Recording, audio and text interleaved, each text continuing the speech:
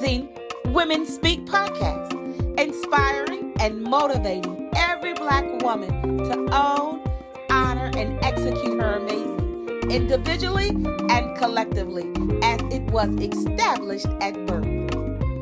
I'm Crystal L. Gunn, founder of the Amazing Women Network and host of Amazing Women Speak.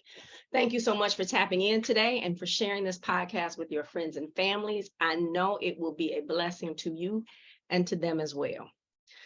This is the last episode for season 2, and we've had some incredible topics and dope guests, and the input from our viewers has been absolutely amazing. So thank you so much for that. And as I continue to maneuver through and walk in my assignment in life of empowering and uniting Black women globally, I'm always thrilled to see the effects of that Black women have on the world. And I'm clear that when Black women are healed, we heal our mates, our children, our communities, and the world.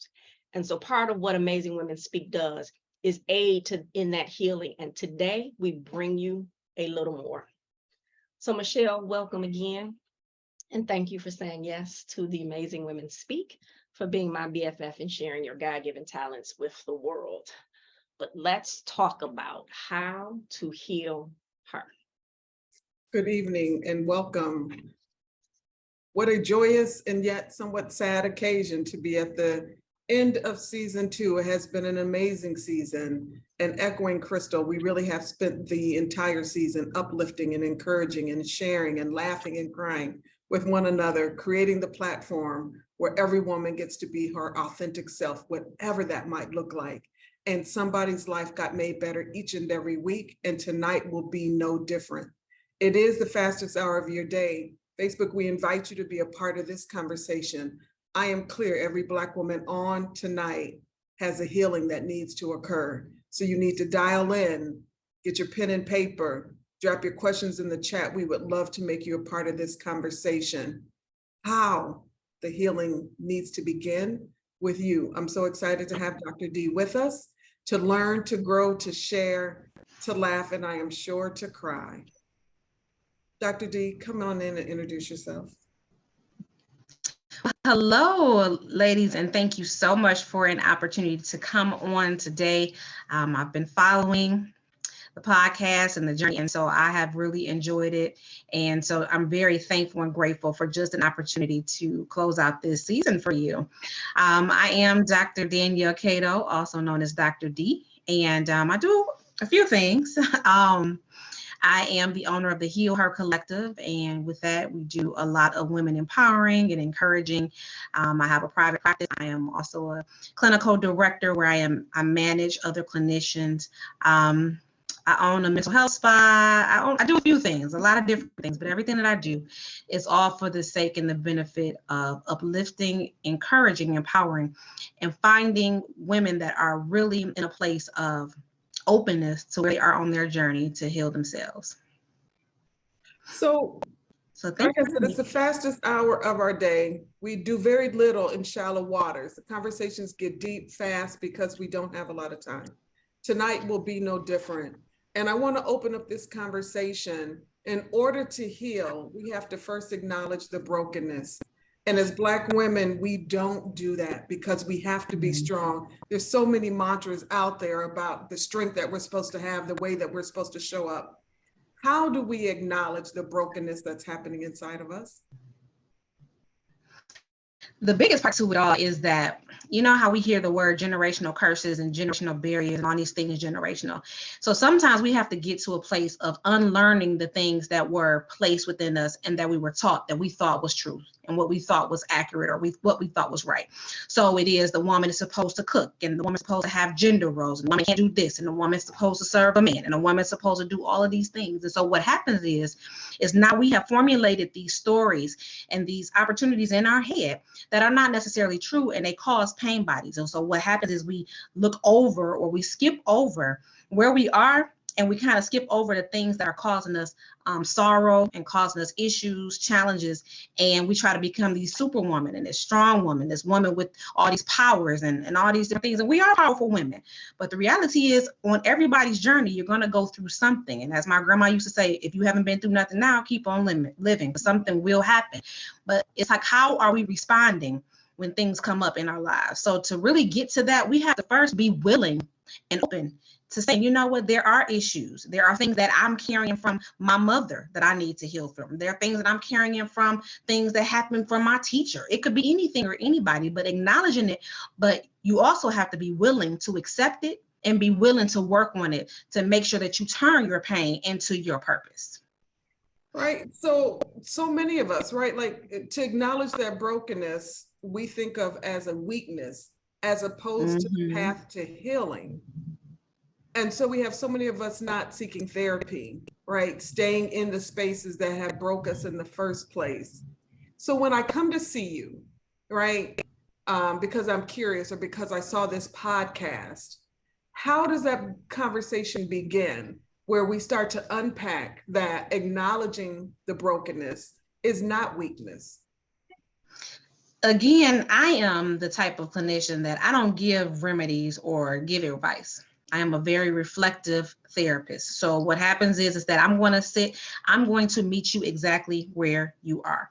And so with that, I'll pull and I'll dig. Now, I am the type of individual that I'll get in the pit with you, but not to stay. I'm gonna get in there and help pull you out. So I'm gonna start where you are. And we're going to have some conversation, but I started off with building that trust, building that relationship and that momentum. I do shadow work where we begin to just kind of take a deep dive into looking into childhood, into adulthood. And I help to pull out those things. And then again, I meet you where you are and we're going to discuss those things. And some of those things are not always easy. I've dealt with and seen so many type of traumatic experiences, from rape to incest to, people, suicidal ideations, suicide attempts. I've seen so many different things, but again, you have to meet people where they are and where they're willing to expose. So if you are in a place where you are not acknowledging it, or if you're in a place where you are not even able to recognize that there is an issue here that is now causing you to bleed on other people or causing you to, because if we don't heal ourselves, what happens is people that are connected to us, they become the beneficiaries of our unhealed self. Right. And so we sometimes we don't even recognize that. So I'm gonna meet you where you are. I'm gonna get right in the pit right with you, and we're gonna kick it right where you are. And then I'll help to pull you up to give strategies and coping mechanisms so that we can, ultimately begin the healing journey. Yeah, I really like that journey back to childhood, right? So many of our traumas happened and they got buried, or we were told, we received messages, right? Like the things that we were taught and the things that we caught along the way, and we carry those, right? Absolutely. And then we look up and we can't, without some assistance, really start to connect the dots to understand why we are responding the way that we're responding because of some of those childhood traumas. That's really powerful. That's a part of the work, right? Yeah. You know what? One of the things is that I realize is that I'm in this profession. I know it's definitely a part of my purpose. When I look back even over the things that I went through, I went to law school, hated it, and so I'm like, let me not do this because this is what my father was an attorney. So, I have to be an attorney because this is what my dad did. So I'm creating a path that was mimicking his, right? Mm-hmm. So then I realized that after my mother and my father passed away before I was 15. So my mother died at 8, my father passed away at 15. And as I began to go through life and coming up with these, what is that I want to do? What can I do? I realized that I was very, very wounded. I grew up in the church. So it was we're about to go to a therapist or a counselor. For one, you don't put people in your business. That was you don't let people know what's going on inside of your house because they make judgments or, and I was raised old school. When I went to move in with my grandparents, they were literally in their 70s, raising an 8-year-old. So when my mother passed, I went to live with my grandparents. So and my grandfather was the head deacon of the church, and my grandmother was over the women's, the nurses, and we were in the choir with skirts on every single Sunday, and we couldn't even go to choir rehearsal unless I had on a skirt, right? So we're gonna pray about it, we're gonna put it on the altar, God's gonna heal you, and everything is gonna work out fine. that's not always the truth. True, because the problem is a lot of times people take stuff to the altar, but then they pick those pain bodies and pick that stuff back up. And now you're not healed or even healing. You're not doing anything, right? They don't teach you about that. They don't talk about trauma. You're getting information from pastoral leadership, but the reality is I needed some clinical help. So what happens is, as I begin to get older, I realized that even within, relationships, I was very territorial because I suffered from rejection and abandonment because I thought that every time I would get close to somebody that they were going to leave. So even in, when I was dating, sometimes it can be just this, suffering and because of something that I didn't deal with, because remember, again, of how I was raised. So I'm in this field and in this practice because it's personal. You become an expert through experience. So me going through the things that I went through has helped me to, to tap into, let me go back to little Danielle when she was 8. How did you feel when that happened? Because everything that I've done on my clients and those are things that I've done on myself, that I've done. I'm doing the workings on myself.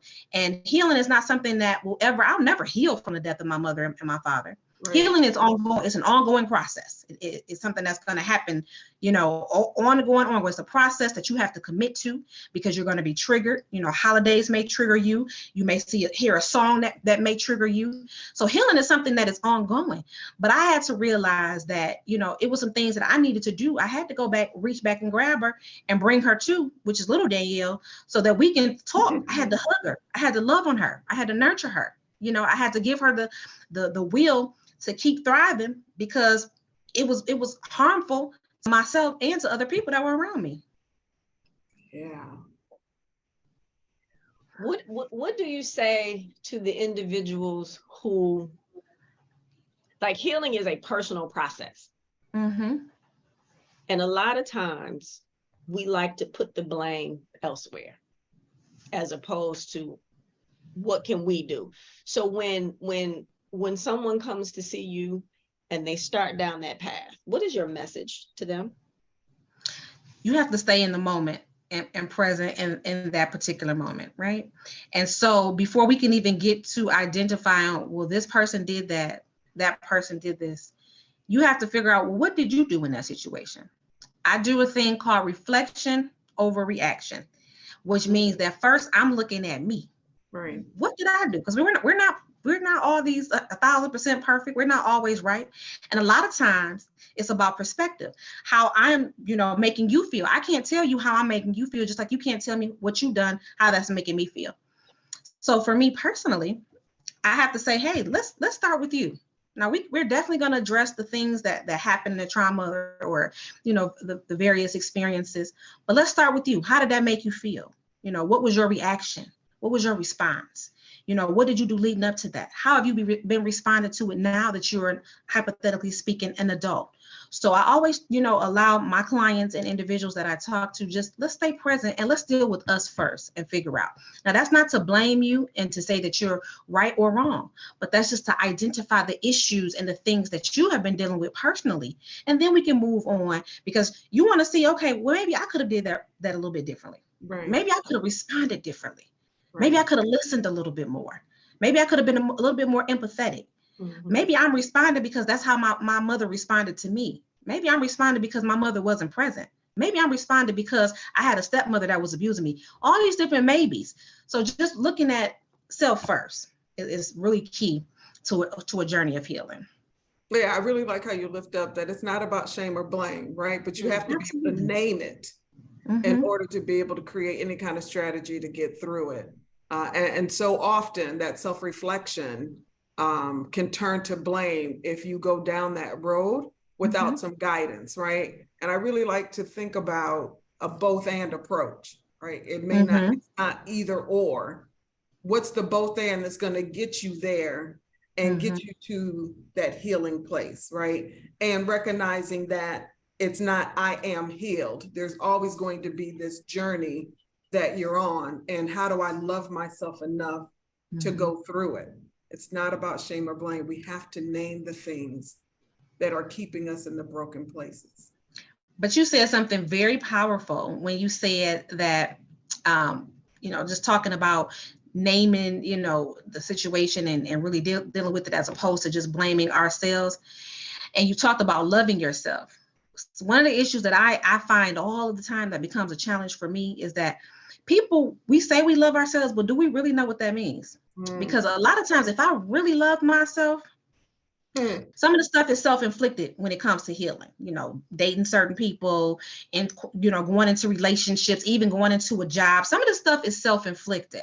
So if you really loved yourself, would you enter into these places? So you have to see what does self-love look like? What is that? Right? Yeah. How do you define it? Right? Yeah. Like you're looking for a thing that you can't even yet name. Absolutely.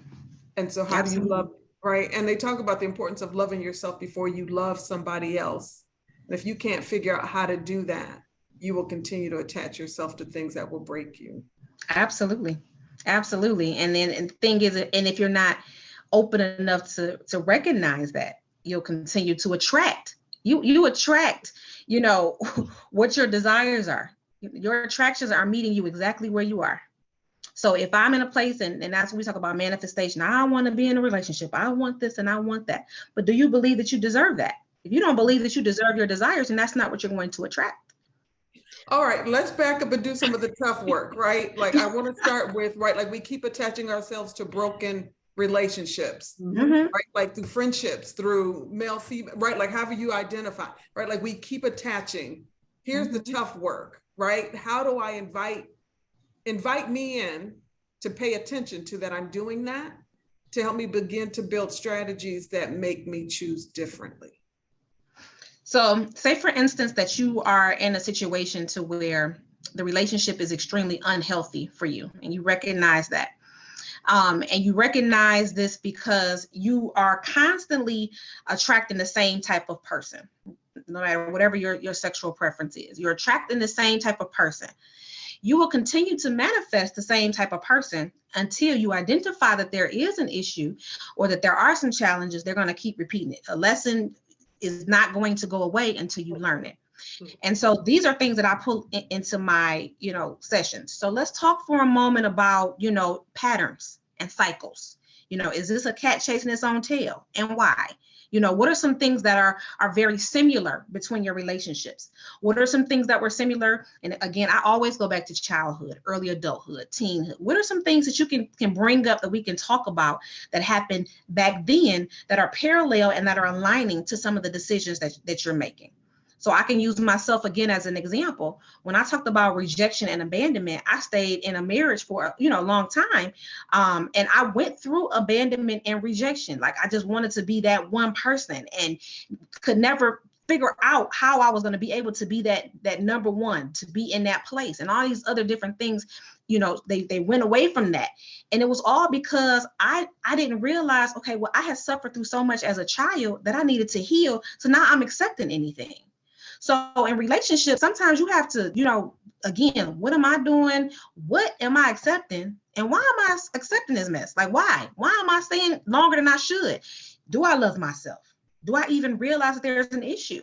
A lot of times we stay in stuff way longer than we're supposed to, and it's self-inflicted. And that's our decisions, our choice, because it's our journey. And if you don't gravitate to the lesson, as I tell my clients, the lesson's going to keep repeating itself, and that manifestation of wherever you are is going to keep manifesting. You'll keep repeating and manifesting the same relationship until you gravitate to the root and the cause.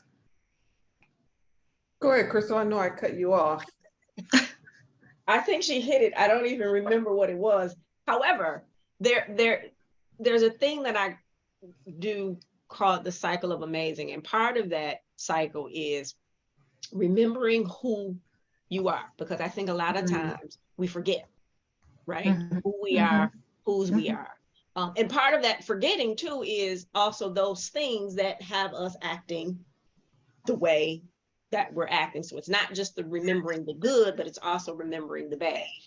But there's also, I think in that whole cycle, some people will go through 2 cycles in a lifetime. Some people will go through 10 cycles in a lifetime, right?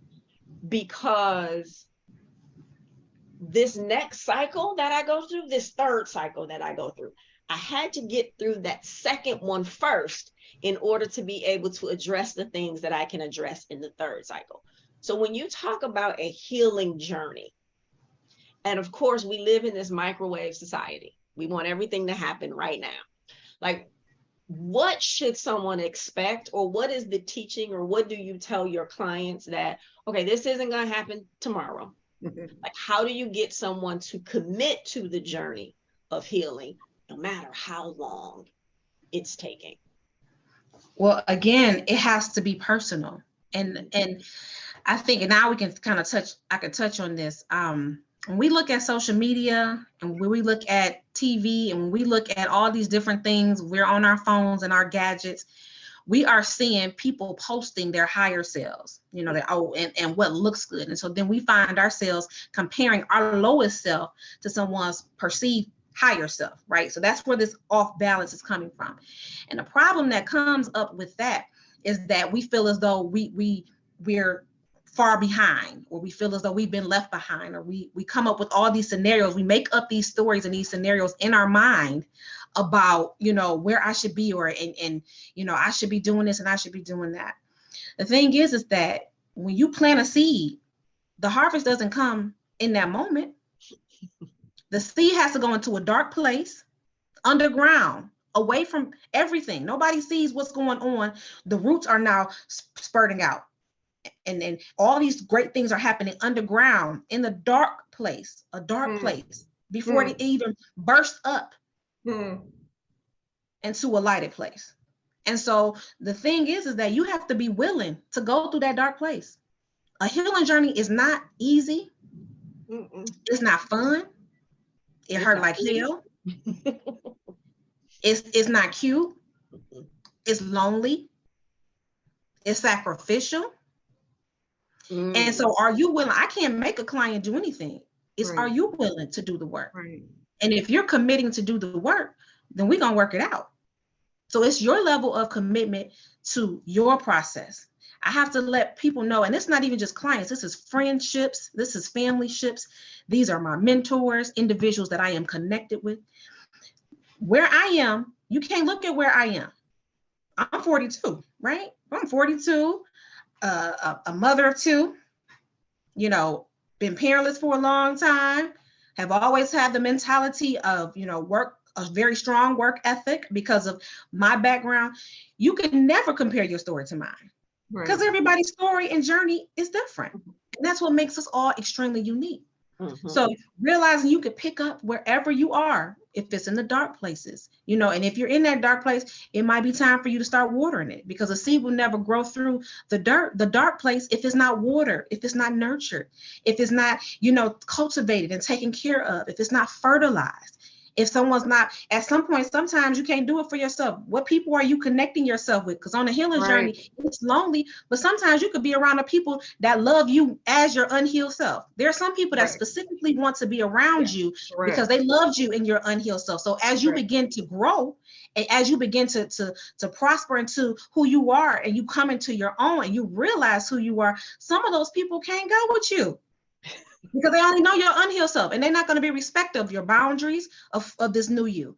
So just really, you know, it's up to you individually to make those decisions as to what it is that you want to do. You have the power to create any and everything that you so desire, but it all starts with the mindset, which starts ultimately with you.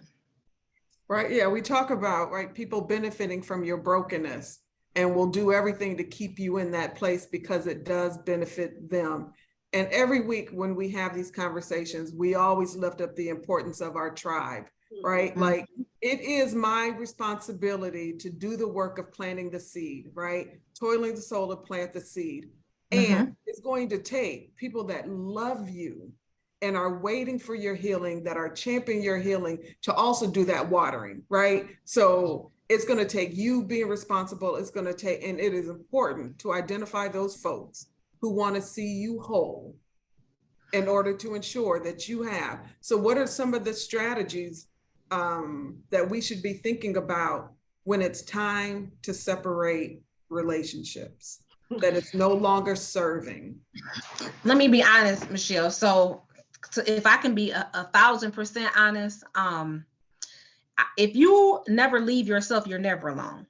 And sometimes I know we talk about the importance of our tribe and about being connected with people, But there are some times when, again, you need to evaluate, are these people in my life for a reason, a season, a lifetime, a moment, for, am I the poor and they're the receiver? Are they the receiver and I'm the poor? Yeah. So begin to just really, I have had to do that and I tell people this all the time. I have so many different connections, but I'm only close with a very few people. So my connections, I'm very active within my sorority. I'm over the fund development committee. I'm the president of the chamber. I'm the vice president, and I started an organization, co-founder with Win. I own a business. I have, I have a lot of connections. I'm not close with a lot of people on purpose. And I do that because I have to protect my peace. During the pandemic, and I serviced 1,100 women free of charge. I mean, through group, through individual services. But then that became the expectation of Danielle. So now, because she's giving, she's poor. Now when it's time, she has bills now, and she's in a situation to where, she needs people to pour into her. Where are those people at? Right. So sometimes, evaluating the individuals that you're connected to, but then you also have to be okay with sometimes the walk may get lonely, and there may be a season where you have to walk that walk alone. And again, growth, healing is not something that's easy, because I had to realize, because I always felt like I couldn't be alone. I felt like, and I mean, like it just became within the last couple of years where I would even take myself out. Again, because I felt rejected and abandoned because of childhood traumas. So now I got to the place where, now I don't care. I will go out, honey, to eat. I treat myself, self-care. I will go buy myself something, take myself on a trip. I love myself enough I know that regardless of whether I'm connected to someone or I'm doing something with someone, as long as Danielle doesn't leave Danielle is never alone. So, just evaluating the people and what's their purpose, and being okay with letting some people go. I had to let a couple family members go because I was being drained. And if you're draining my peace, I'm already on a healing journey myself, and if I'm on a journey and I'm trying to, figure out what is the universe, telling me where is God leading me? I'm trying to figure all these things out, and you're draining me mentally and you're disrupting my peace, then I have to let you go. And I have to detach. I used to have a very hard time with detachment. I do it easy. Sometimes the detachment is probably too easy now, but I have to do things to where I'm mentally strong because of my role in my profession. People are pouring into me. I manage clinicians. I manage a clinic. So I'm getting everybody's pain bodies every day, all day, Right. And so I have to be strong and be mindful of those relationships. Yeah, that's really challenging, right? Because some of these relationships are from childhood and they are rooted into our being. And we are clear that they're not serving us, and we still don't know how to let it go. Back to that, do I love myself enough to give myself the things that I need for success? Absolutely. And that's hard. That's the work, right? And especially as Black women, right? We talk about, am I my sister's keeper? I am my sister's keeper. And at what cost, right? If I can heal her, me, then I can be better at all of those other things that I am assigned to touch. How do I prioritize the me and the healing in the midst of all of the noise? How do I do that? Is that an option though? Because you said the main thing that you said was, how do I prioritize me in the midst of everything that's going on? That's not an option. The priority is me. And if I love myself how I say I love myself, the top priority is always going to be me. And so then that means that everything else around me falls into alignment underneath number one, which is me. And that's probably easier said than done. Right. But once we really, it is. But when you really are able to center yourself and think about the importance and recognize that about self, then you'll realize, okay, all other things will attract to me, all connections that I'm supposed to be with, all things will begin to work out how they're supposed to be. And it goes back to just this unlearning. We were taught that, you stay in marriages forever. My grandparents was, man, I know my granddaddy Papa was Rolling Stone, was doing what he do. So in some instances, it was like, okay, oh my God, I'm married. I have to stay in this. I got married predicated on the fact that that's how I was raised. That's how I was taught. Like, okay, this is what's next. You have your bachelor's, you have your master's degree. It's time for marriage. It's time for a house. It's time for this. It's time for that. Who's to say that was my ancestors? That was your pattern. That worked for you. That may not work for me. Or that may not work for my daughter. She may want to, go not have children at all, so it's just really making a determining factor to follow a journey that is going to be predicated off of you and not anybody else's. Nobody else's walk, nobody else's path, nobody else's, the things that they're going through is going to be perfectly matched with where you are on your journey. And so with that being stated, make yourself a priority. You are your own priority. So Judy lifted up something in the chat. She said she's definitely walking that journey as it relates to her advocacy work. So let's talk about that, because we've talked about it from, detaching yourselves from other people, those that aren't serving you. But let's talk about it from the standpoint of that other work that we do, the advocacy work, that job that we continue to hold on to because it's paying us and it's paying the bills. Let's talk about that and how that healing journey happens and when you need to start that healing. Crystal, you probably need to tell the story on that one, right? Like you probably are the expert on that. You're the reason why I went and quit my damn job. So you might need to be the one to share your truth in that. That's so funny. I definitely went through that thing, and it was time to go. And we go through these things because we're scared, we're nervous. And I knew that it was time because I had to walk this journey, and being in that place couldn't allow me to do that. But it was like, okay, I need to quit my job. But then it was like, okay, but I'm grateful. Thank you, God, for this job, right? And the thing that kept happening for me was one fire after the other came. And the fire that came next was bigger than the fire before. And after I walked away and the sense of peace that came about, I was like, oh, I can't. Because of course they didn't want me to leave. And my supervisor went through all of this stuff. Can I give you more money? Can we do this? Can we do that? And a few days into it, after the stress and anxiety started to pour back, I said, you know what? Don't worry about it. Because the peace that I feel right now, or that's now being invaded again by that stress and anxiety, I can't give up that peace. I cannot do it. But what I realized after the fact was that the fires were going to continue to get bigger because I had outlived my time at that job. You know what?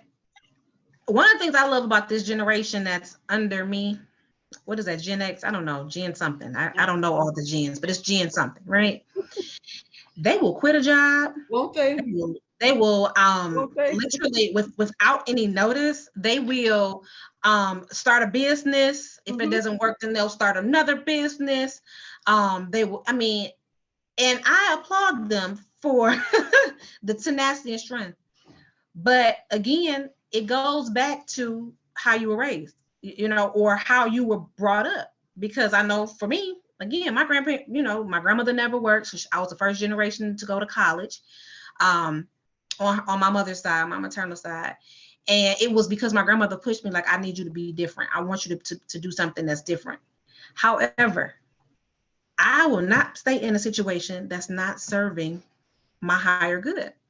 And so if I'm at a job, because you know what, if you leave that job today, they're going to replace you. The work is going to get done. It's not going to stop. And I had to take my position because I stayed at my last job for 14 years. And I outgrew the job. I was at the top of the pay scale. It was nowhere else for me to go. And then it had gotten dangerous with all of the, the active shooters. We were on lockdown 5 times within the last year. It was just, I was stressed out, like literally, and just anxious. And I was like, I have to do it. And sometimes you have to do it. You have to quit. And you have to do it scared. Fear is nothing but false evidence appearing real. So Right. fear is what we make up and create in our minds. So it's like, okay, listen. So when I quit, yeah, I was nervous and scared. I'm like, I drive a Range Rover. I'm like, I got a big house. I'm like, I got all this stuff. Who gonna pay all these bills? Nervous and scared. But when I tell you, when I did it and I began to align myself with my purpose, and I did do it scared. Now, there is a thing with moving on faithfulness and then moving on foolishness. There is a thing. Now, I'm not saying go quit your jobs now, because there is a difference between faithfulness and foolishness. However, sometimes you have to do things and you have to do it scared. And you have to, begin to talk yourself, because you can talk yourself into or out of anything. But leaving my job, and I remember having talks with Crystal. Remember, we had a lot of talks. I'm just like, this job is stressing me out. And the conversation, she, my soul sister Crystal was like, listen, she gave me some of the insight into some of the things that she went through and some of the decisions that she made. And it really just gave me that push. Like, I have to do this for me, because I do love myself and I need to protect my peace, my boundaries. And so I did it afraid. And then I ended up making, 20, 30,000 more than what I was making at my last job. So just making sure that do your research before you quit a job or before you leave, and make sure that you are that that all things are going to be a little bit okay. No. But I have a couple dollars or a credit card or something, but just making sure though that you are seriously setting yourself up for something that is going to align with what you want to do. Because even now I'm heavy on the clinical side. I'm really trying to tap into fund development and compliance. I want to do more on the other side of clinical, because I'm like, okay, have I outgrown counseling and therapy? Because I want to expand and to do things still within the same kind of field, but just doing something that's now serving me, because I'm not the same person I was even last year, where I was really good in this position. I had paused my book for a minute and wasn't seeing clients. I'm like, let me figure out what it is that I want to do, because if I'm not good for myself and I'm just doing it for a check, then I'm not good for my clients. That I'm not helping them, because now I'm off and they're feeling the energy of my offness. So, just making sure that we do decisions, make decisions and formulate those things that are serving our higher good. So I'm beginning to identify my brokenness, right? Like that I'm not able to show up as my very best self. I'm not quite ready for therapy, not sure, right? Like I'm still clear that, that's a generational curse that we need to break, right? Like that Black people don't go to therapy. What are some of the tools and resources I can use where I sit, right? Not yet ready, I recognize. What are some of the tools that our listeners can try? One of the biggest things that I like to do, I like to journal and really just write out where I am.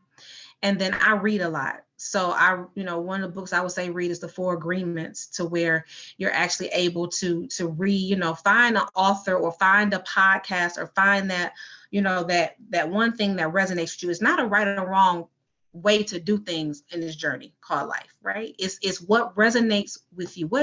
What is that thing that's giving you that extra push or that tenacity to feel empowered, where you're strengthened? So it may be that you can't afford to get a therapist right now because your insurance doesn't cover it or something of that nature, but do some journaling. The internet is such a powerful free tool.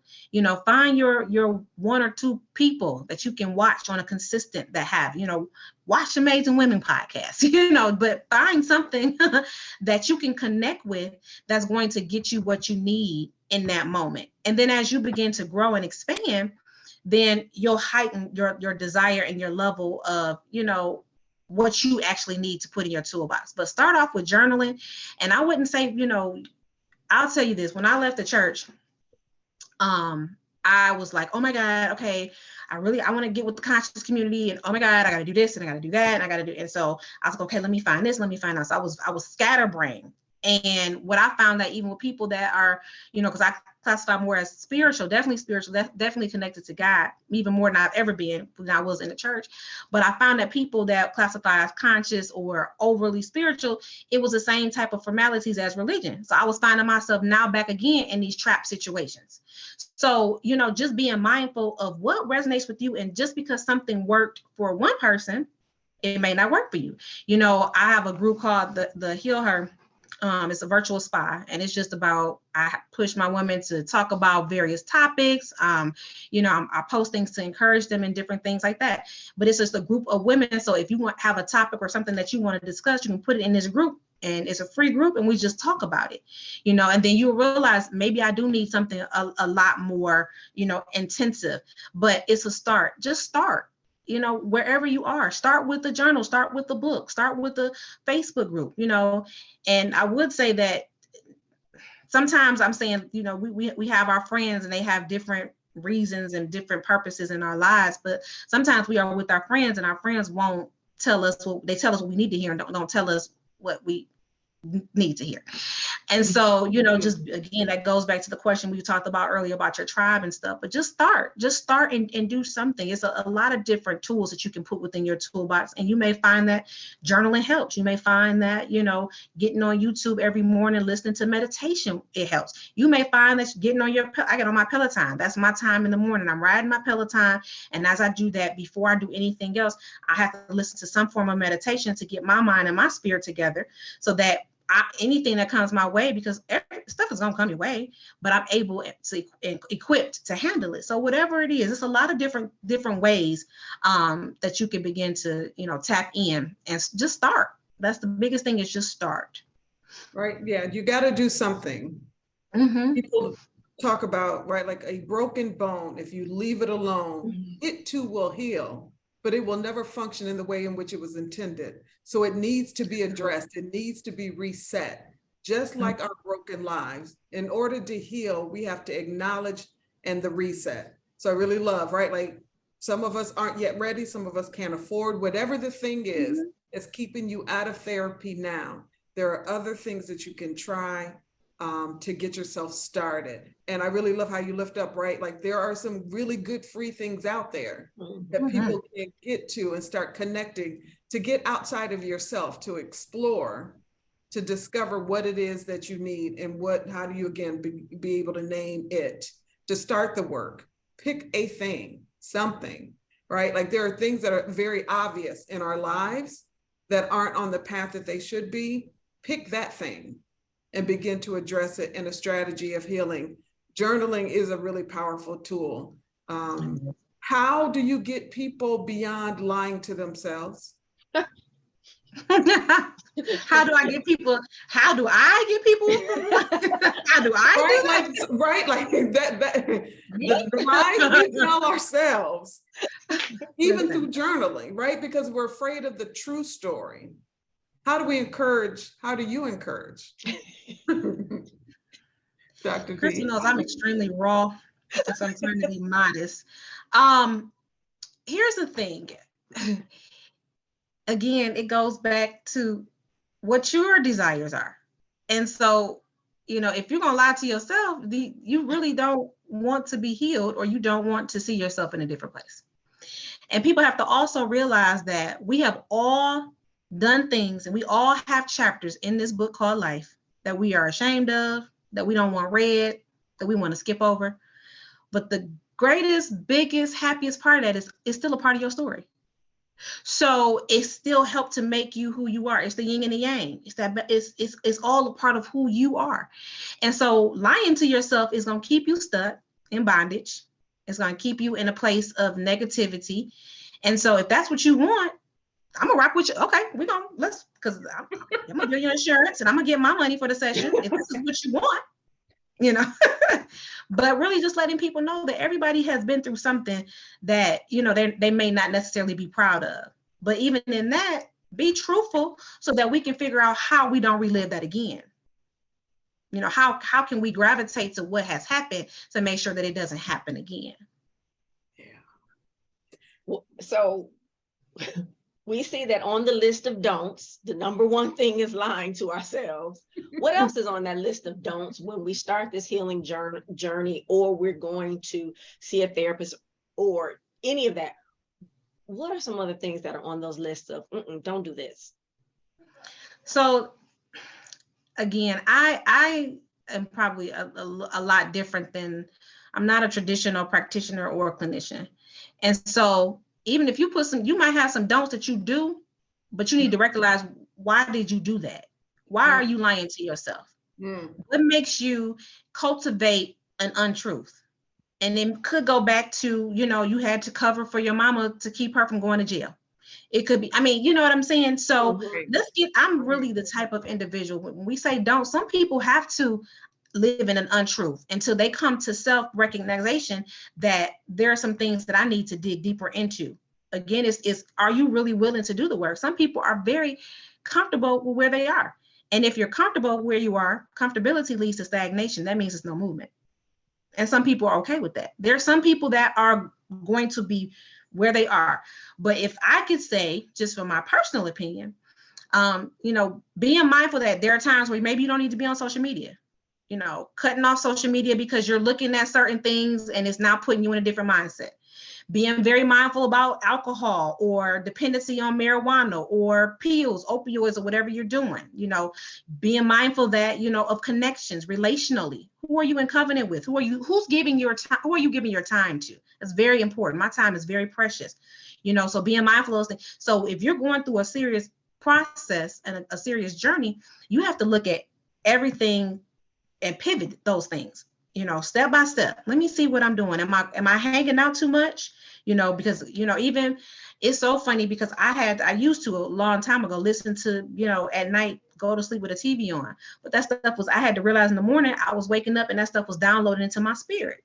Even the music, I have to see, I go from turn up, real turn up to jazz, to to meditation music. Sometimes I get in the car, I'm like, whoa, I'm not that Danielle right now, so just being mindful what you are allowing to engage and intertwine within your spirit.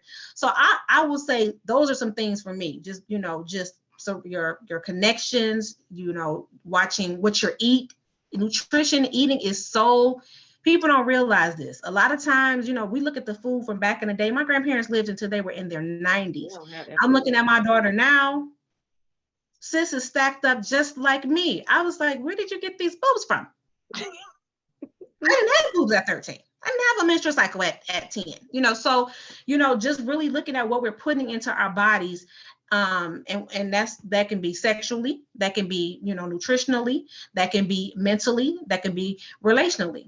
What are you engaging? Those are the things that I would say be very mindful of. And those are some of the don'ts that you may have to engage if you're really serious about transitioning into a new phase of healing. So Judy lifted up in the chat, sharing our stories as Black women is imperative, and it's important to uplift and not judge. How do we become vulnerable enough to tell our stories as a way to empower, give hope, right? Like whatever the story is intended, designed to do. How do we teach how do we pay attention? How do we allow ourselves to be vulnerable, to share our story, even the darkest parts of it? It will always be hard and challenging for you to share your truth if you care about what people say. People are going to have something to say, whether you are doing exceptionally well. People are going to have something to say if you are at the lowest of the lowest, at the bottom of the pit. So until you get comfortable enough with not caring what people say, then you will never be comfortable enough with sharing your truth and your story. So there are times where people are going to judge you, because some people, again, people always have an opinion, but that's their opinion. Last time I looked, opinions don't pay bills. Pay my car note, car insurance, doesn't pay the mortgage, doesn't pay my health insurance, doesn't take care of Karen and Kate. I don't care about your opinion. And sometimes we don't realize the benefit of sharing our truth and our story, because everything that you have been through, you could be the same person to help somebody else go through what they're going through, but make it more lighter.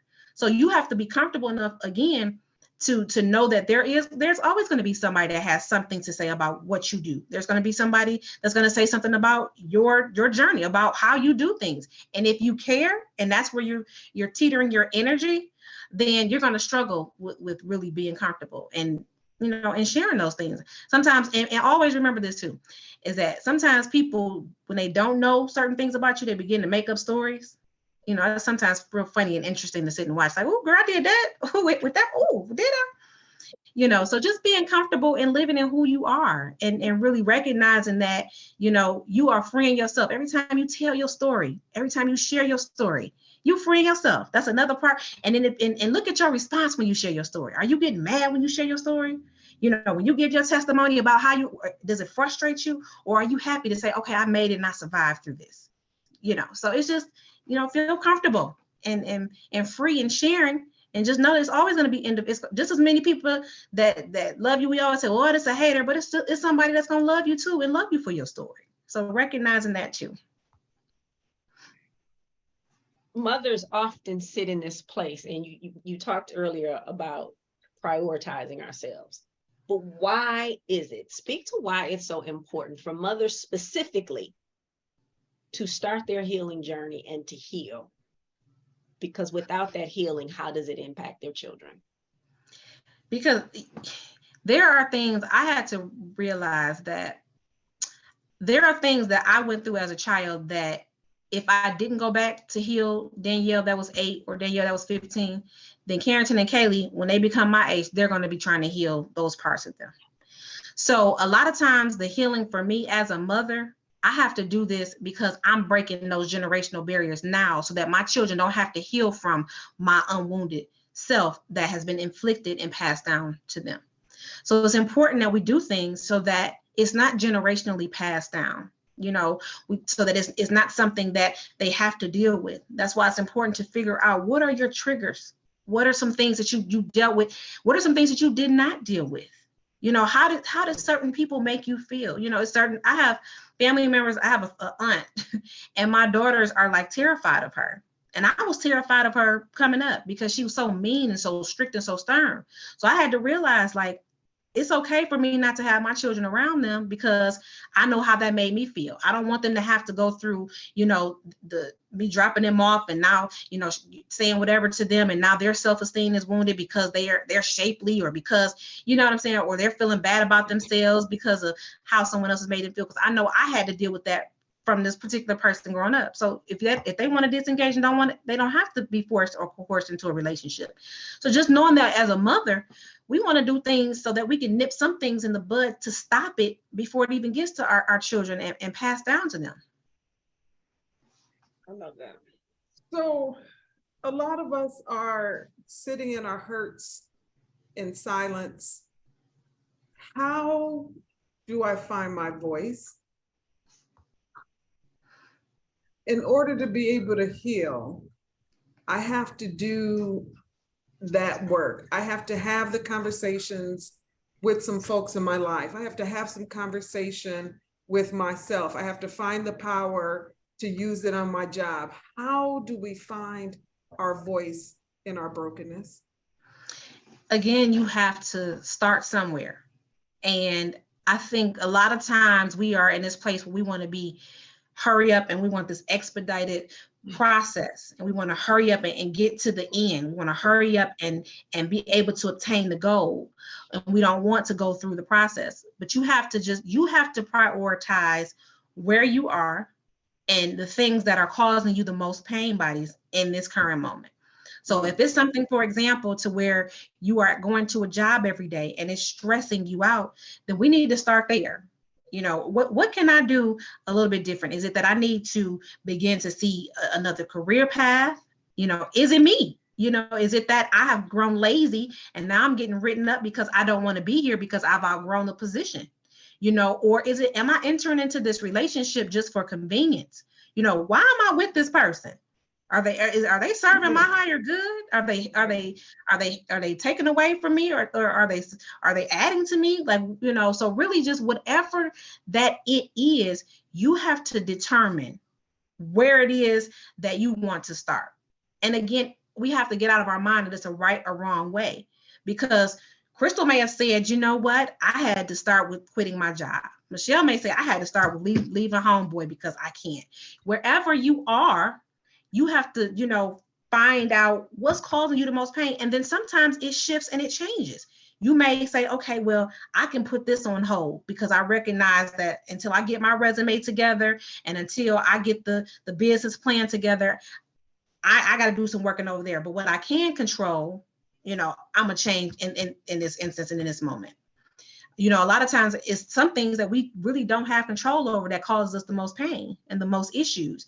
So the things that you can work out, that you can identify, and that you have the power to control, you know, begin to shift those things. So it's up to, see, the healing process in these journeys is really up to you. It's really up to you to acknowledge and for you to do the work, because nobody really knows where you are outside of you. You can tell me all of your issues and I can reflect it all back to you. But then you could have skipped over some real intricate parts that you were embarrassed of. And that could be the real thing that you need to heal from. Right. And nobody knows that but you. Right. Yeah, it's really interesting how we can spend a lot of time addressing the things that we can't control in the first place to keep us from paying attention to the real things. Absolutely. It's easy to get in that cycle. Absolutely. Like I said, the fastest hour. I know. I'm like, oh my goodness, it's already 8 o'clock and I want to keep going. I'm like, we're just getting on to the good stuff. Right? Right? Yeah. It just speaks to the importance of this conversation, and recognizing that with all of the things that we're doing, if we don't do that self-reflection work to find out what are the broken places, to heal her, to get to a better place, we bleed on people that didn't cut us. So Danielle, before we start to wrap this up, or as we start to wrap this up, how does the healer heal her? You know, it's funny and ironic. I always tell people that the helper needs some help. You know, the healer needs to be healed. You know, everybody has to realize that at some point, you know, you have to really step back and begin to protect your own self. For me personally, I have made it a priority to do some self-care every single day.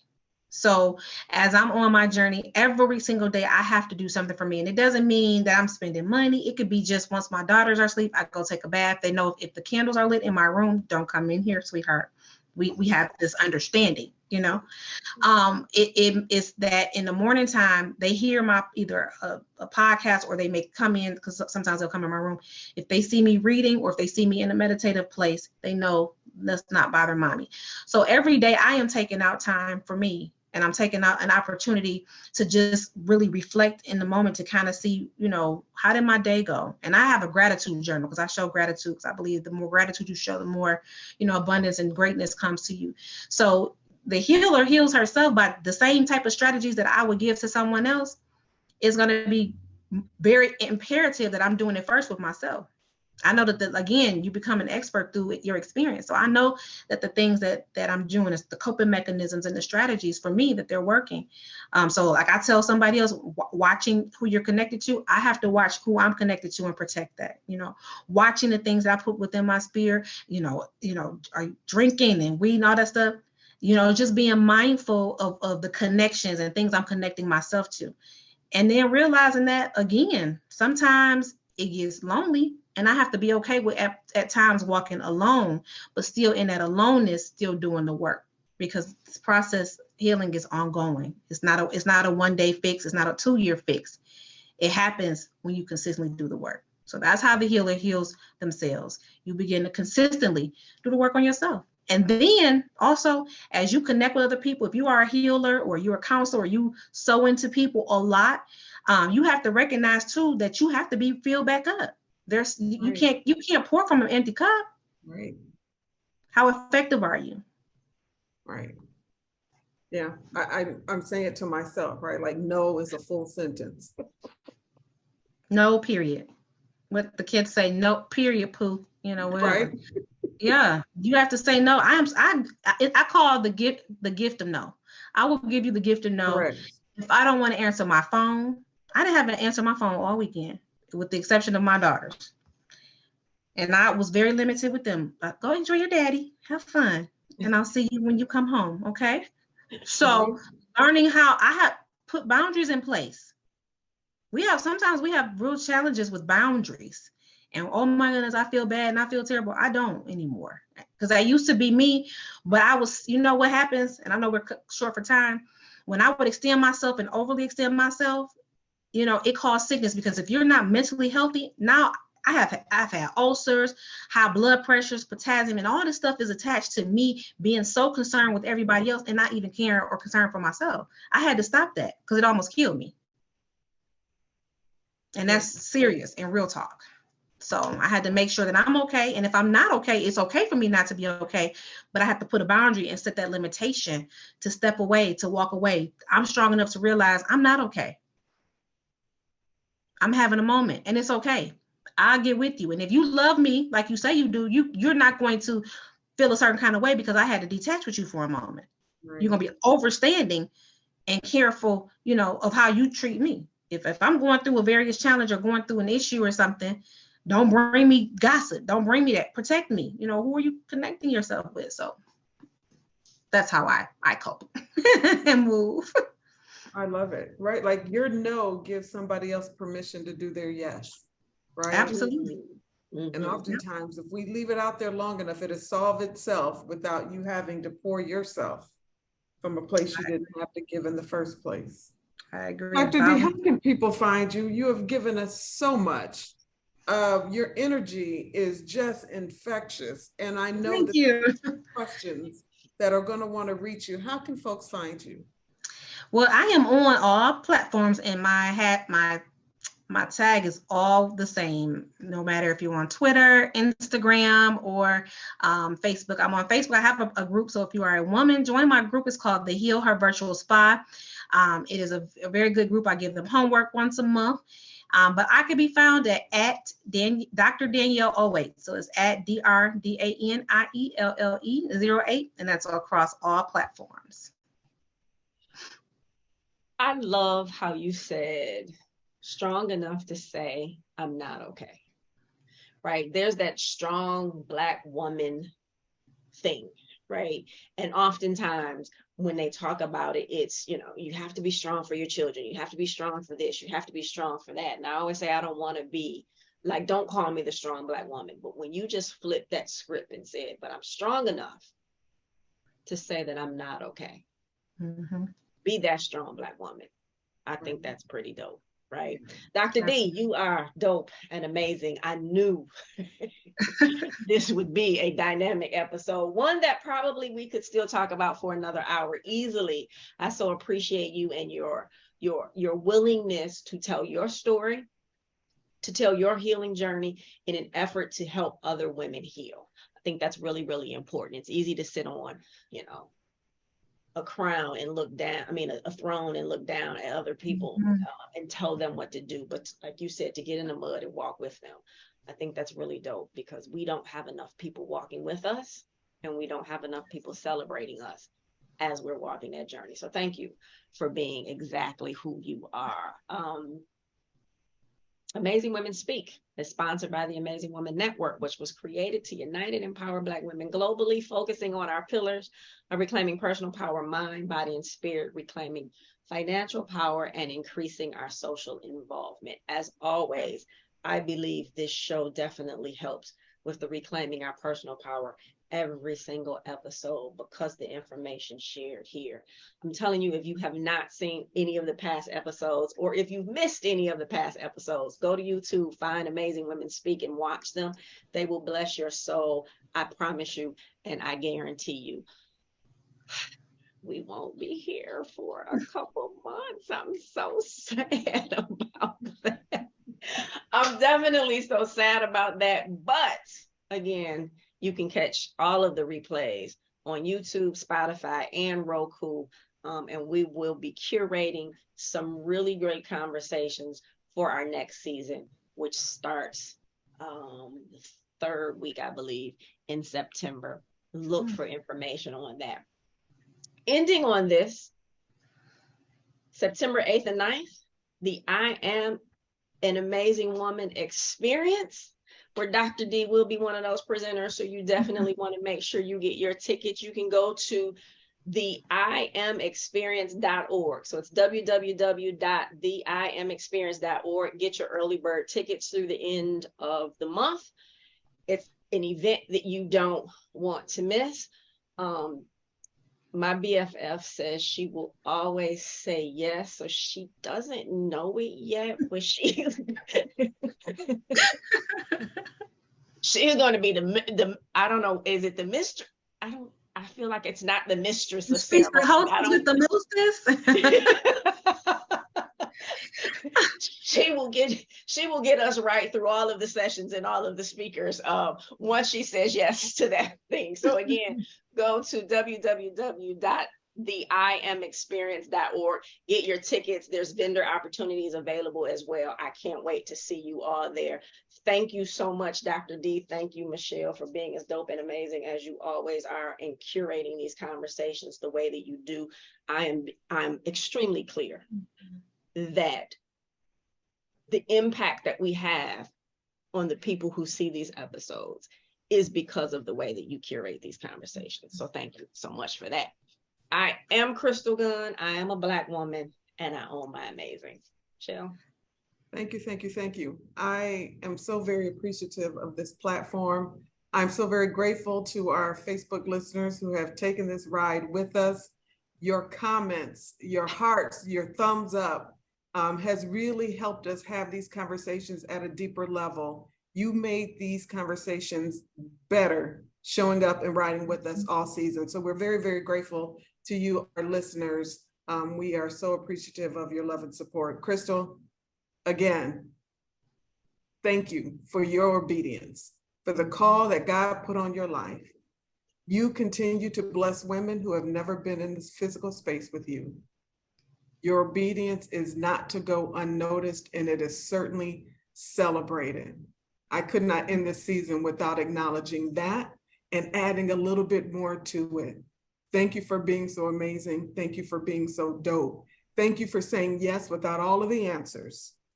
You continue to create space for Black women to realize and remember and to learn that they are amazing and that it was established at birth. You, my friend, are a game changer, and I am grateful to be able to call you my BFF. Dr. D, my soror, thank you for blessing us. Thank you. You are incredible. I love your approach. Again, your energy is infectious. You are changing lives, I am clear. And I am grateful to have spent this last episode with you, learning of your story and giving freely of yourself, that the rest of us get to be a little better. Facebook, thank you for being on this platform with us and allowing my voice to help guide these conversations. I'm forever grateful to be a Black woman. I am forever grateful to be in space where other Black women are uplifting and encouraging each other. My name is Michele Harper, and without apology, I am a Black woman and I own my amazing. Dr. D. I just wanted to piggyback on everything that you said about Crystal. She just doesn't know the power and the impact that she has, the conversations she's poured into me when I was at my lowest. And so I'm just very thankful. And anytime she calls me, I'm going to be there to rock with her just because of your impartation and your positive influences and your energy. It's just absolutely amazing. So thank you, Michele, for your curating this. This was absolutely amazing. Thank you for your questions. Crystal, thank you for being who you are. Both of you are absolutely amazing. And I'm Dr. D. Dr. D. I own my amazingness, and I am a black woman. Thank you guys so much. I appreciate it. I am about to go somewhere, grab a tissue, and cry. I love you all. I will see you next time. Take care. You all be well. Thank you.